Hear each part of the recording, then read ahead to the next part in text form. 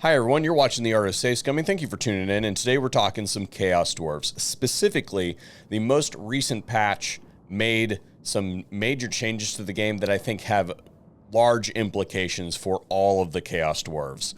And I think that you'll see that this video has taken a long time to set up, so I would greatly appreciate it if you gave the video a like and the channel subscribe. Interacting with the content definitely tells the machine that more people want to see this content. So I thank you very much. Now, specifically, the change that I'm going to focus in on is the Cathay Caravans. All the Cathay Caravans launch from over in this region. I'm having trouble finding the actual settlement here. But anyway, they come from over here, and they have to go through Chaos Dwarf territory, all of them. Whether they come through this region here, whether they come through this region here, or whether they come through Drazhoath's area down here. Because the post-battle loot has been drastically reduced for raiding caravans, they are no longer the central focus of Chaos Dwarf early gameplay. If you watch my other videos on early game strats for Chaos Dwarfs, they almost exclusively focus on raiding those caravans, and because they no longer yield 20, 30,000 gold per caravan, they are no longer a prime focus of where you need to go. And because of that, your early game economy has been drastically nerfed. So what I would say is, starting with Astragoth, and we'll load into some other campaigns here in a minute, you start in this region, you fight, and then your primary focus is going to, or originally, if you watch my original video, was to come down here and get to Zarnagran so that you could raid 3 or 4 caravans right here, yielding yourself hundreds of thousands of gold. And then that would have your economy set up for some time. It would allow you to boost all of your production really, really quickly. And it would also yield a great deal of labor.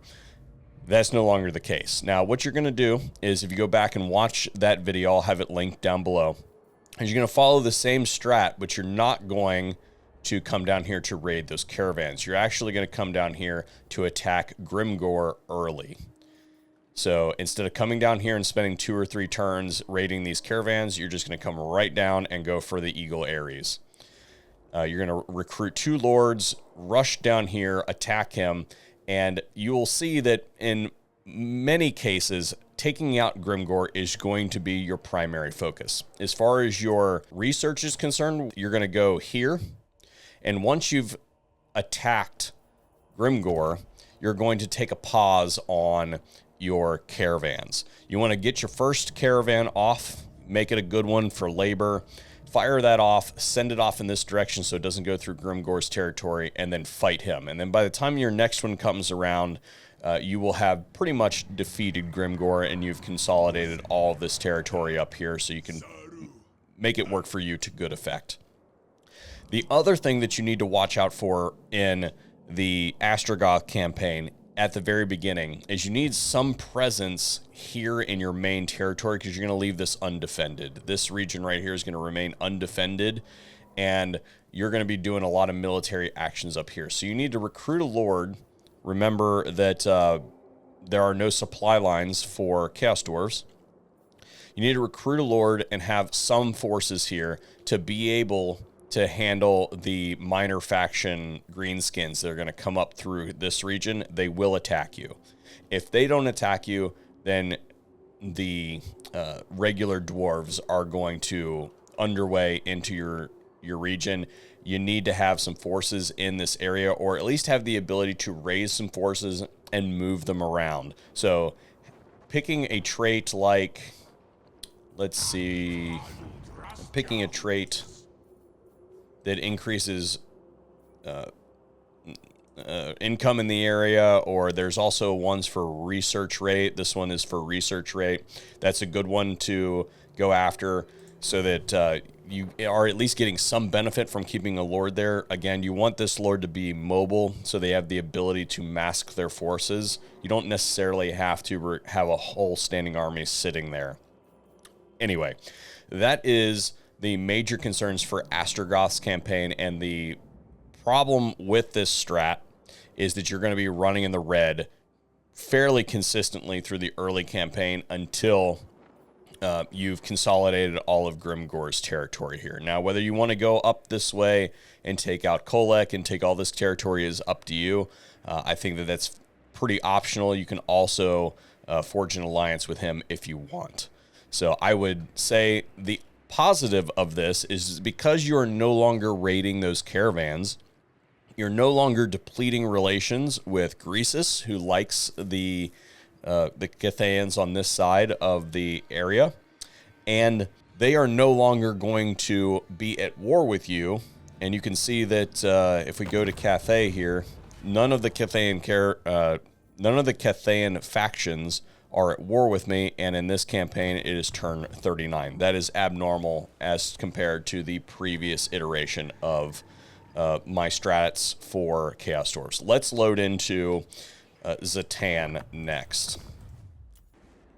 Now, Zhatan starts in this region, and if you follow my early game guide, it really only takes you a couple turns to set up your early campaign for Zhatan. And actually, this is the campaign that I'm going to continue. Normally, my go-to is Drazhoath because I really like his bonuses, but I'm finding Zhatan to be a really fun campaign if you set it up this way. I don't like the cushy role, which is going to be basically sit back and build up your stuff. No, I'm a fairly aggressive player. So what we're going to do is we're going to run this way with Zhatan, and we're going to take all of this territory. We're going to sell Bloodwind Keep for good relations with Village over here, and he is going to handle the problems here with Cathay.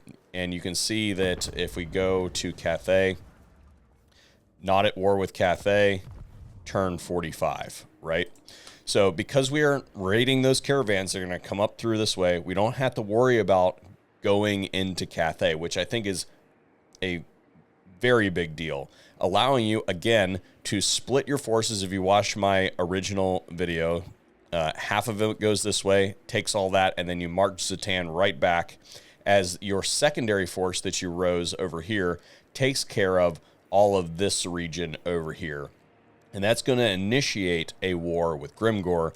However, if you do it right, you can forge a defensive alliance with Kolek, and it makes taking out Grimgor a breeze. Once you've consolidated Grimgor, you have all of the options to come down in this region and basically play Kingmaker with the rest of your allies in the Chaos Dwarves. And ultimately, remember, you're going to force confederate them, so giving them territory and letting them fight like Azag the Slaughterer is way easier than taking him on yourself while you consolidate territory up in this region. The plus for Zhatan is that he has extra convoys, and because of your position, you're going to take out Grimgor really quickly, and you won't have to worry about your convoys, being taken out by Grimgor's forces. Once you've initiated the attack, you're probably going to start it here, and then you're going to bump over to here. Once you've taken these two settlements, your convoys can run rampant all over the place, and you don't really have to worry about Grimgor taking them down really at all. And so what I would say is that this is a really fun campaign, and it's different now that you don't have the extra income injection from the Cathay Caravans, and you're no longer at war with Cathay, so you don't have to worry about any of this territory up here that you can just cede to Village. Let's load into the Legion of Asgore here, because I think that there is a substantial difference, most notably in the Drazhoath campaign over the other two campaigns that we just looked at. And the reason why it is so substantially different for Drazhoath's campaign is because in his early campaign, he probably benefited the most from raiding Cathay Caravans.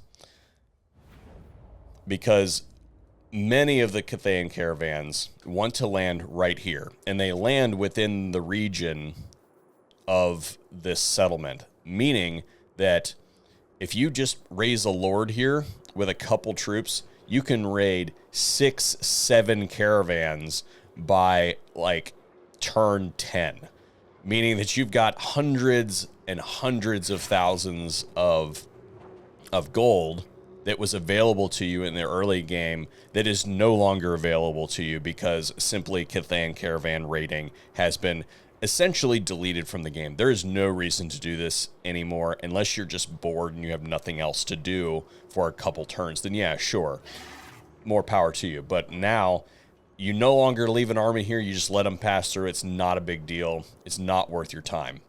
Now, the major difference between those other 2 campaigns and this one, besides the lack of the caravan income, is twofold. First, you're going to run a fairly balanced army with the other 2 lords, mostly archers and things like that. You're going to run mostly sneaky gits in the early game for Drazhoath. And the reason why isn't the early game.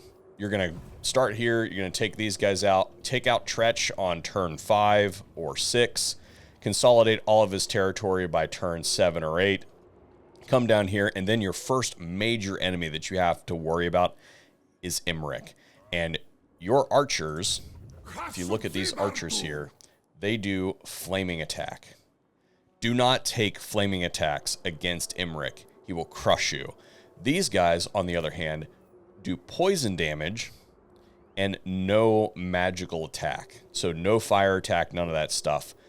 And it makes it considerably easier to take out Imric if you use the sneaky gits. Just spam as many of them as you can. The other difference here you will notice is that you do not start out with eyes on Grimgor. Where are my green skins? Green skins. You do not start with eyes on Grimgor. If you do not initiate a convoy, you can see that it is turn 12. I have not initiated a convoy.